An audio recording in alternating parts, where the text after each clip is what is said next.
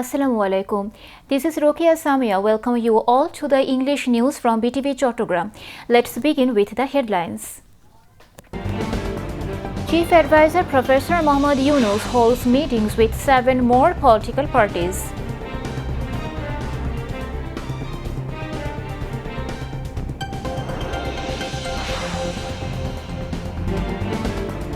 High Court sustains Supreme Court's authority over control and discipline of subordinate court judges.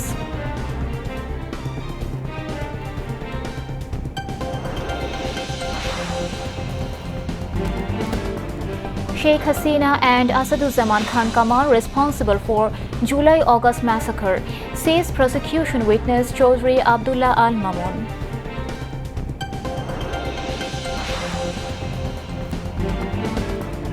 Government may consist ICT3 to expedite trials of crimes including enforced disappearance, says Law, Justice and Parliamentary Affairs Advisor.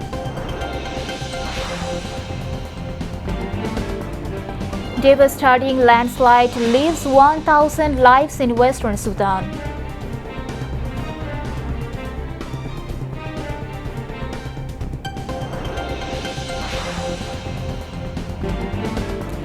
And Afghanistan beat United Arab Emirates by 38 runs in Sharjah.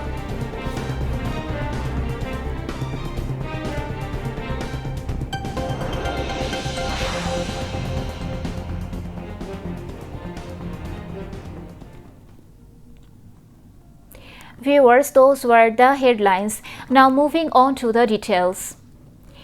Chief Advisor Professor Dryunus held meeting with representatives of 7 more political parties and an organization at the State Guest House, Jamuna in Dhaka today. The political parties and organization are Amar Bangladesh Party, Nagorik Oiko Gonosonghoti Andolon, Gono Odhikar Porishod, LDP, Islami Andolon Bangladesh, Jatiyo Gono Front, and Hefazati Islam Bangladesh. Earlier on Sunday, the Chief Advisor held separate meetings with leaders of Bangladesh Nationalist Party (BNP), Jamaat Islami and National Citizen Party (NCP) at the same venue over the upcoming national election and the prevailing political situation in the country. The head of the interim government in the meetings reaffirmed that the election will be held within the first half of February next year. ফেব্রুয়ারি মানে 2026-এর ফেব্রুয়ারির প্রথমার্ধেই অনুষ্ঠিত হবে। সুষ্ঠু ও উৎসবমুখর নির্বাচনের জন্য রাজনৈতিক দলগুলোর কাছে তিনি পরামর্শ চেয়েছিলেন মিটিংয়ে। তিনি বলেছেন, এটা তার কোট, আপনি লিখতে পারেন কোট হিসেবে, আনন্দ ও উৎসবমুখর পরিবেশে নির্বাচন হবে। জীবনে কখনো ভোট দিতে পারেনি তাদের জন্য এই নির্বাচন ভালো অভিজ্ঞতা দিতে হবে। যারা ভোট দিতে গিয়ে তিক্ত অভিজ্ঞতার সম্মুখীন হয়েছেন পূর্বে, তাদেরও ভালো অভিজ্ঞতা দিতে হবে। কেউ যেন বলতে না পারে যে আমাকে ভোট দিতে দেওয়া হয়নি। আবার কোর্ট, যারা অন্তর্বর্তীকালীন সরকারকে নির্বাচন পর্যন্ত পৌঁছাতে দিতে চায় না, তারা যত রকমভাবে পারে বাধা দিবে। বাংলাদেশের সত্তাকে গড়ে তুলতে তারা বাধা দিবে।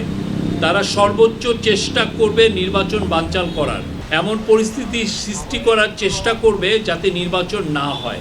এগুলোর কিছু কিছু লক্ষণ এখন দেখা যাচ্ছে, সামনে আরও আসবে। এই জন্য আমাদের আরও সতর্ক হতে হবে। আমাদের চেষ্টা হবে নির্বাচন করার।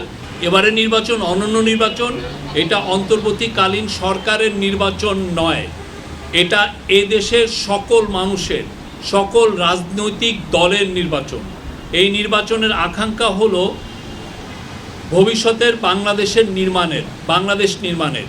এই নির্বাচন হবে নিজেদের পায়ে দাঁড়ানোর, সাহস অর্জনের, নিজের ভঙ্গিতে দেশ পরিচালনার নির্বাচন। এই নির্বাচনে অন্য কোনো দেশের থাবা মারার কোনো সুযোগ যেন না থাকে। আমরা এই নির্বাচন আয়োজনে আপনাদের সর্বাত্মক সমর্থন চাই। সামনে দুর্গাপূজায় আমাদের সবার দায়িত্ব হলো শান্তিপূর্ণ পরিবেশ নিশ্চিত করা। নূরের ওয়াইফ এবং তার সহকর্মীরা বলেন যে নূরের বিদেশি চিকিৎসা প্রয়োজন, এবং তাৎক্ষণিক প্রফেসর ইউনূস এটা শুনে উনি নির্দেশ দিয়েছেন হেলথ মিনিস্ট্রিকে যে তাকে বিদেশে পাঠানোর জন্য, তাকে বিদেশে যেন সর্বোচ্চ ভালো চিকিৎসা দেওয়া হয়। In a historic judgment, the High Court today restored the authority of the Supreme Court over the control and discipline of subordinate court judges. It also directed the government to create a separate secretariat for the judiciary within the next 3 months. A High Court division bench comprising Justice Ahmed Sahel and Justice Debashish Roy Chaudhary delivered the verdict, declaring the rule absolute and striking down the amendment to Article 116 of the Constitution, thereby restoring its original provision. The High Court on August 13, 2025 had fixed today for pronouncing the judgment after concluding the hearing of the case. Advocate Muhammad Shishir Munir appeared for the writ petitioners, while Attorney General Muhammad Asaduzzaman represented the state. Senior lawyer Sharif Bhuiya made submissions as amicus curiae, and lawyer Ahsanul Karim argued as intervener. On August 25 last year, 7 Supreme Court lawyers filed a writ petition challenging the validity of Article 116 of the Constitution and the Judicial Service Rules 2017 and seeking a directive for establishing a separate secretariat for the judiciary.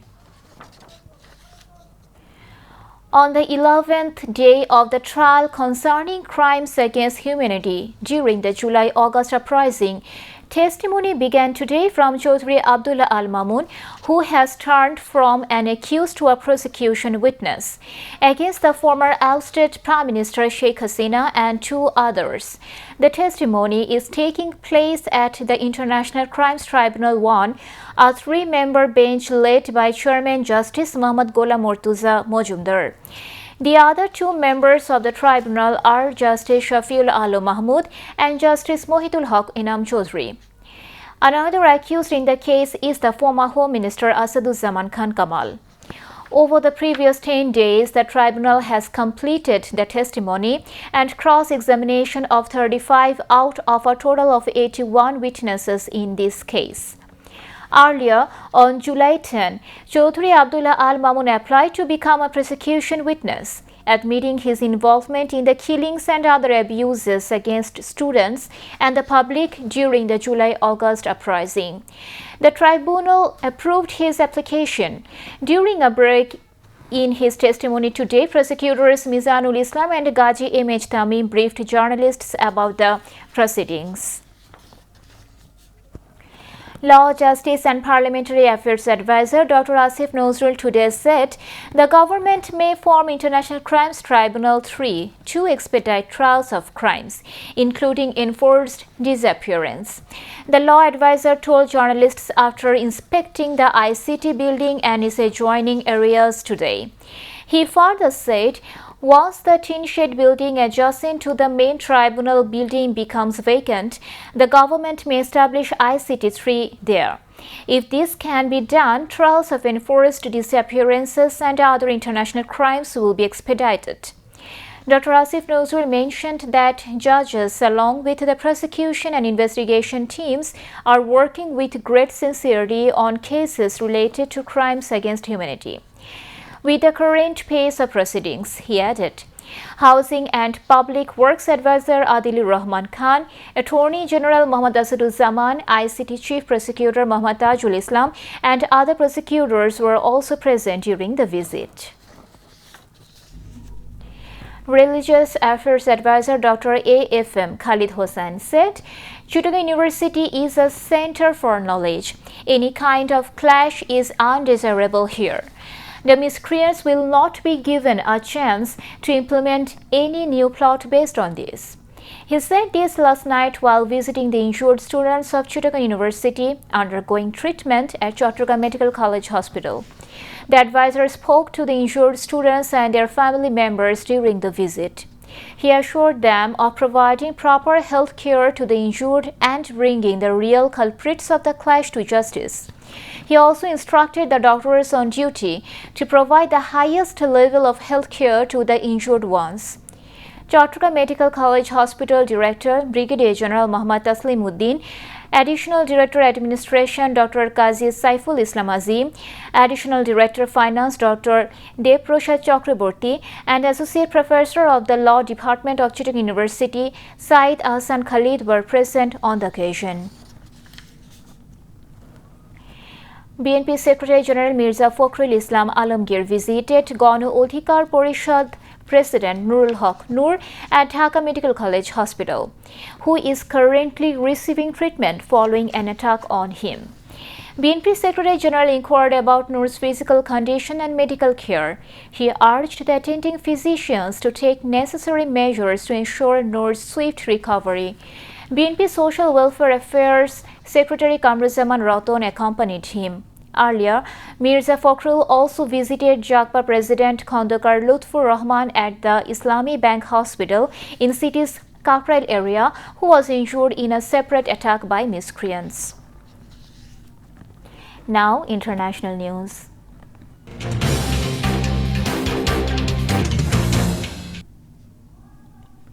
A landslide has killed at least 1,000 people in the remote Marra Mountains in western Sudan. According to the armed group, the Sudan Liberation Movement, days of heavy rain triggered the landslide on Sunday, which left just one survivor and leveled much of the village of Tarasin, the group said in a statement.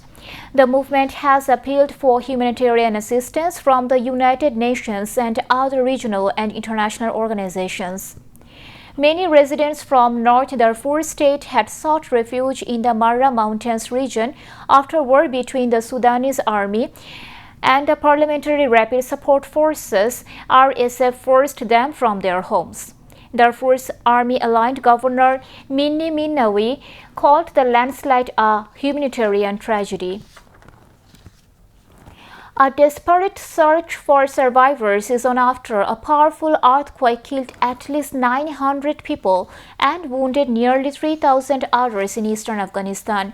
Several villages in the impoverished country's Kunar province have been wiped off the map after the magnitude 6 quake, with its epicenter some 27 km northeast of Jalalabad in Nangarhar province, struck at about midnight on Sunday. Rescue workers are struggling to reach remote mountainous areas cut off from road and mobile networks. Afghanistan is frequently hit by earthquakes, especially in the Hindu Kush mountain range near the junction of the Eurasian and Indian tectonic plates. At least 17 Palestinians, including 6 aid seekers, have been killed in Israeli attacks across Gaza since dawn, according to medical sources. Meanwhile, the number of hunger-related deaths has reached 348, according to Gaza's health ministry. The Israeli military has killed a pregnant woman and her unborn baby near the Shati refugee camp as it continues its brutal assault on Gaza City. Palestinians continue to flee advancing Israeli forces in Gaza City, where about 1 million people were sheltering, even though there is no safe place left for them to go. Israel has killed at least 63,557 people and wounded 160,660 in its attack on Gaza. Chinese President Xi Jinping and his Russian counterpart Vladimir Putin have kicked off bilateral talks in Beijing on the eve of a massive military parade in the Chinese capital. Putin hailed relations between the countries, saying they were at an unprecedented level. According to a video published on the Kremlin's official Telegram messaging app, Putin told Xi the entire Russian delegation are pleased to meet once again with Chinese friends and colleagues. Xi told Putin that China-Russia relations have withstood the test of international changes, adding that Beijing was willing to work with Moscow to promote the construction of a more just and reasonable global governance system. Xi is set to host China's largest ever military parade on Wednesday, which will mark the 80th anniversary of the surrender of the Japanese in China at the end of World War II.